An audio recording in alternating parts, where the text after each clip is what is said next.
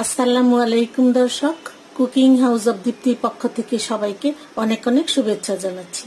আজ আমি খুব সহজ একটা ব্রেকফাস্ট রেসিপি আপনাদের সাথে শেয়ার করব।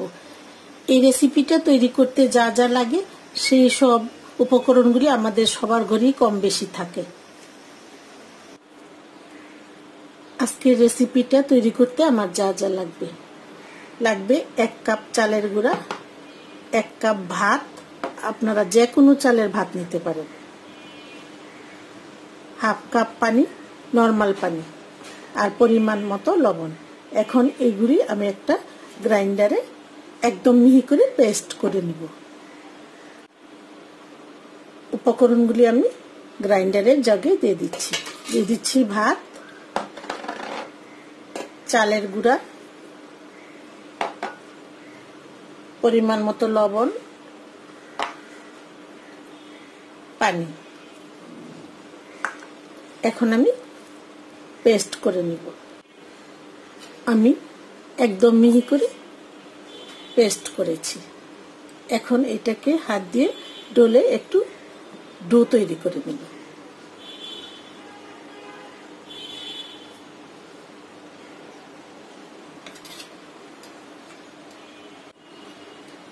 এখন আমি এটাকে হাত দিয়ে ডলে একটা রুটি বানানোর মতো কাই তৈরি করে নিব।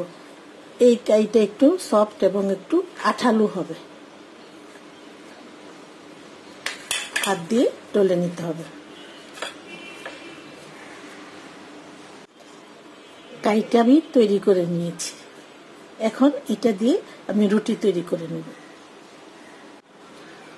আমি পরিমাণ মতো কাই নিয়েছি।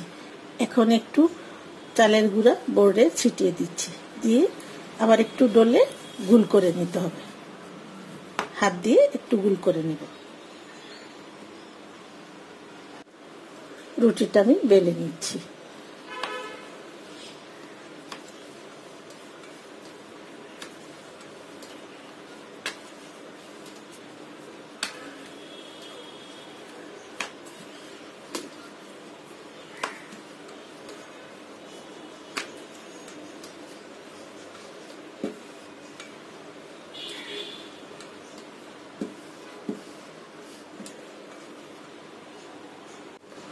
সবগুলি রুটি আমি এরকম পাতলা করে বেলে নিব। আরেকটা রুটিও আমি বেলে নিচ্ছি।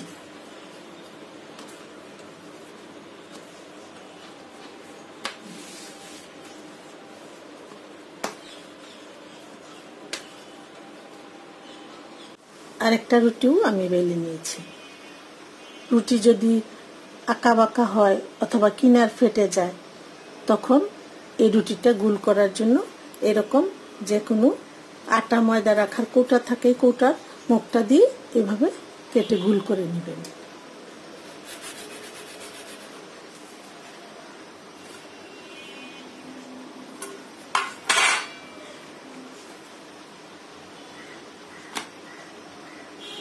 এখন আমি রুটিগুলি ছেঁকে নিব।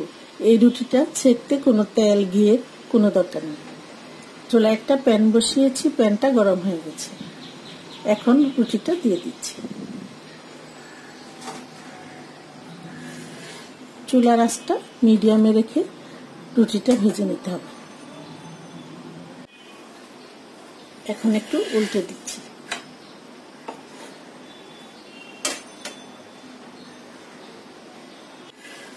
দুইটা পাশে ব্রাউন কালার করে ভেজে নিতে হবে।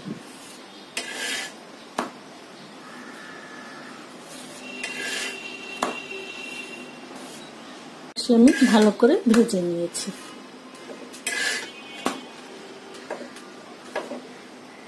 ভাজা হয়ে গেছে।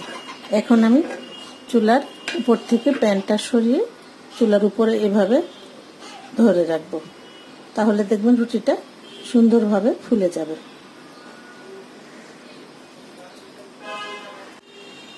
আধা মিনিট এভাবে ধরে রাখলেই রুটিটা অনেকটা ফুলে যাবে।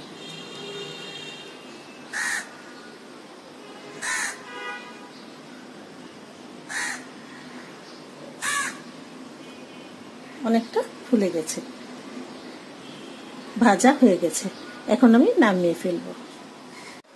আরেকটা রুটিও আমি ছেঁকে নিচ্ছি।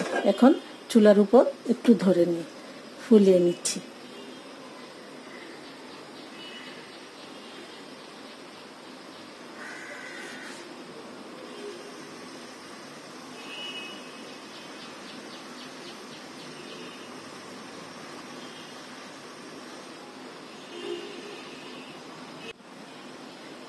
এই রুটিটাও হয়ে গেছে। রুটিটা ছেঁকে আমি একটু ডেকোরেশন করে নিয়েছি।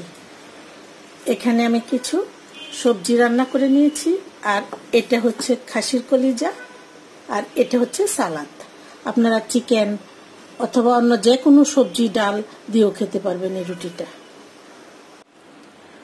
আশা করব আমার এই রেসিপিটা আপনাদের ভালো লাগবে। সবাইকে অসংখ্য ধন্যবাদ জানিয়ে আজ তাহলে এখানেই বিদায় নিচ্ছি। আল্লাহ হাফেজ।